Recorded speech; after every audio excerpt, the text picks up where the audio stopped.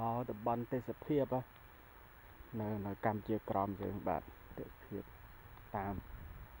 ភូមិស្រុកស្រែឥឡូវស្រែឥឡូវគេលើកចម្ការអស់ហើយដាក់ចម្ការដួងឥឡូវស្រែឥឡូវអត់សូវមានណាធ្វើទេបាទដាក់ដួងដាក់អស់ហើយដូចជាក្នុងវីដេអូបានថតចឹងបាទទេសភាពតាមស្រុកស្រែនៅកម្ពុជាក្រមយើងបាទហ្នឹងហើយផ្ទះនៅនេះញឹកដែរ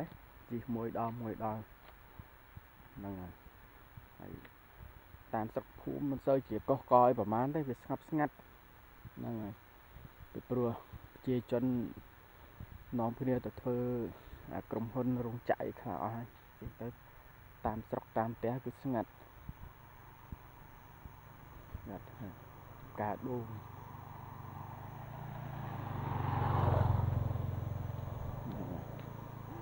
សូវមានមនុស្សទេស្ងាត់ល្អណាស់បាទទេសភាពហើយតាមផ្លូវនោះមានដើមឈើតូចធំដាំគ្រប់សពបែបយ៉ាងអស់